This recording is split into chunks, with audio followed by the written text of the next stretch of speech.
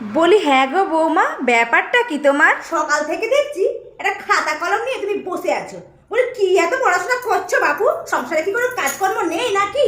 সকাল থেকে এটা করলেই চলবে তোমার? মা, আমি তাহলে বাসনগুলো ধুয়ে দিই। না থাক, তোমাকে আর আমার ওই বাসন মাজতে হবে না। তারপর আমাদের কাচের গ্লাস বাটি প্লেটগুলো সব ভেঙে ফেলবে তুমি। তোমাকে কিচ্ছু করতে হবে না। তোমরা তো সবাই আমাকেই দেখে রাখছো, কোন সাত সকালে উঠেছি, সমস্ত কাজ করতে হচ্ছে আমাকে একা হাতে। কোন বাড়ির বউ এরকম খাতা কলম নিয়ে বসে থাকে বলো তো বাবু? ভালো লাগে না বাবা তোমাদের এইসব দেখে আমার। তাহলে আমি রান্নাটা করে দিই। রান্না? ওরে বাবা রে বাবা, রান্না তোমাকে করতে হবে না। বেশি করে তরকারিতে তেল মশলা ঝাল দেবে, তারপর আমার পেট খারাপ হবে, এটাই তো তুমি চাও। বুঝতে পেরেছি তোমার মতলবটা কি। কত নষ্টের মূল্য হচ্ছে এই বুড়োটা। ওই বুড়ো ফার্মটা বৌমাকে কলেজে ভর্তি করেছে। বৌমা কোথায় রান্নাঘরে ঢুকবে বিয়ের পরে? না, তাকে আবার কলেজে ভর্তি করেছে। আর আমি মরছি খেটে খেটে, সবার খাই ফরমাস সেরে সেরে। তাহলে আমি ঘরটা মুছে দিই মা। ঘর মোছা? ওরে বাবা, না না না না না, ঘর তোমাকে মুছতে হবে না বাবু।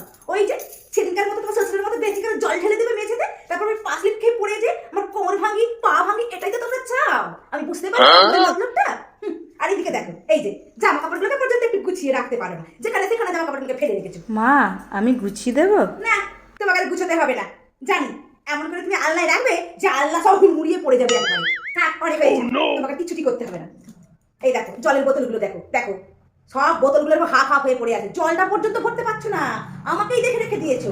মা, আমাকে দাও, আমি ভরে দিচ্ছি। জানি তো, তুমি নিয়ে যাবে বোতলগুলো, তারপর কি করবে বলো তো? সব বোতলগুলোকে আবার ভেঙে দেবে। আর কি করবে? ওটাই তো তোমরা করতে চাও। থাক, যা করতে করো, তোমাকে কিছুটি করতে হবে না। আমি রান্না করবো, সমস্ত কাজ করবো, তারপর তোমাদের মুখের সামনে ধরে দেবো। মা তো দেখছি কিছু কাজ করতেই দেবে না, আবার না করলেও দেখছি বিরক্ত হচ্ছে। তাহলে কি মা চাইছে না আমি বিয়ের পর পড়াশোনা করি? না না, আমি মনে হয় ভুল ভাবছি। মা এমনটা কখনোই চাইবে না। মা খুব ভালো মানুষ। আসলে মাকে সারা দিন বাড়ির সমস্ত কাজকর্ম একা হাতে করতে হয়, তো মায়ের খুব কষ্ট হয়, আমি বুঝতে পারি। কিন্তু সামনে তো আমার পরীক্ষা, তাই আমাকে পড়ার ব্যাপারে একটু বেশি সময় দিতে হয়। মাকে সেভাবে সাহায্য করতে পারি না। তবে যাই হোক, আজ না হয়েছে তো কী হয়েছে, কাল আমি ঠিক মাকে মানিয়ে নেবই। এখন আমি পড়াশোনা করি।